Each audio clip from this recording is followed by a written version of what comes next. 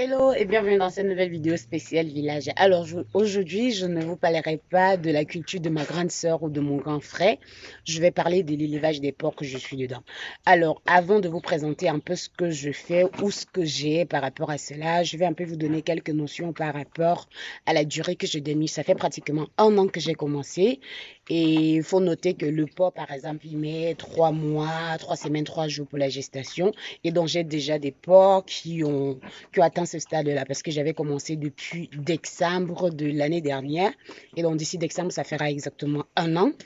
Et donc, vous allez trouver qu'il y a plein de petits qui sont derrière. Ça veut dire qu'il y a les porcs qui ont mis bas.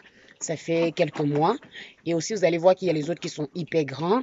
Maintenant, dans l'élevage des porcs, il y a les gens qui choisissent, par exemple, d'engraisser, c'est-à-dire vous allez acheter des porcs qui sont peut-être à ce niveau, ceux que vous voyez derrière moi. Et après, vous allez juste les engraisser ou vous pouvez juste choisir, par exemple, d'être dans le stade où vous allez mettre des porcs qui vont, par exemple, arriver au stade de gestation et vous allez directement vendre ces petits-là aux personnes qui vont engraisser. Alors, dans ce que moi je fais, je suis un peu dans les deux étapes, dans les deux un peu mélangées. Et comme je ne suis pas très présente, en fait, c'est ma mère qui gère de façon générale cela et mon grand frère qui est à côté.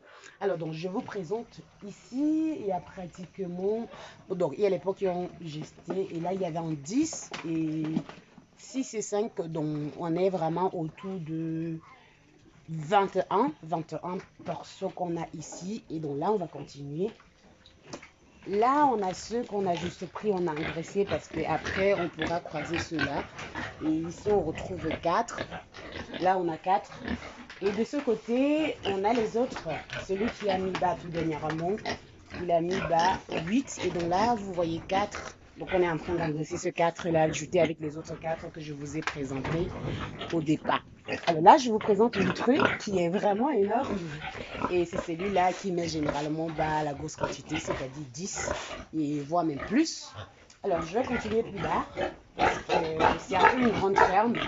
Et là, on a l'autre également qui a mis bas. Et celui-là, il a mis bas 6. Je vais continuer plus bas. Il y a l'autre, celui-là qui a mis bas 5. Et il a déjà presque récupéré.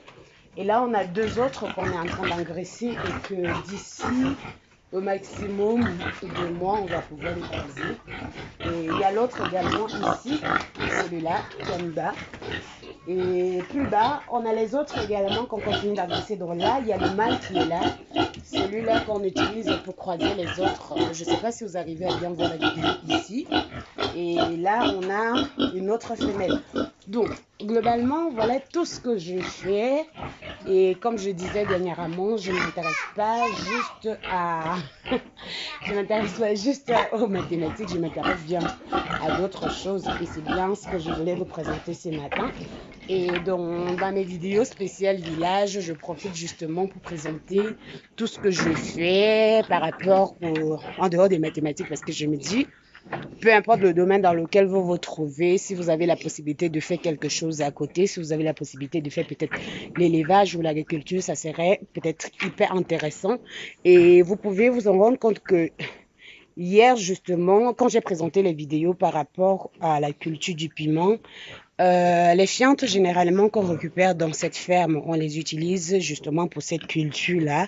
Et on peut dire justement que la chaîne continue. On essaie d'utiliser un peu globalement tout ce qu'on fait. Et aussi comment on fait la culture du maïs et du haricot.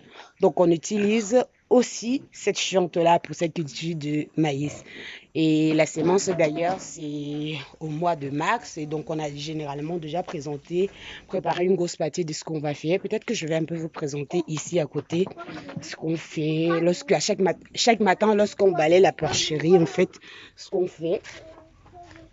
Donc là, vous allez voir, on récupère les fientes qu'on sèche là. Chaque matin, on récupère et on sèche là.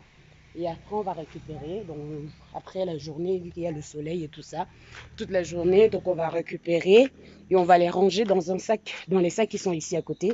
Donc, vous pouvez voir, il y a plusieurs sacs ici qu'on a déjà rangés. Ce sont des fientes qu'on a récupérer et qu'on ramasse presque chaque matin vu que il y a des selles de porc chaque matin à la porcherie. Donc, il faut bien nettoyer pour avoir une santé parfaite pour les porcs. Donc voilà, c'était tout pour cette vidéo spéciale village sur l'élevage des porcs.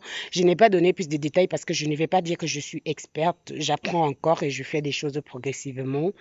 Je vous retrouve pour une prochaine vidéo. N'hésitez pas à me laisser un commentaire pour m'encourager. À très bientôt.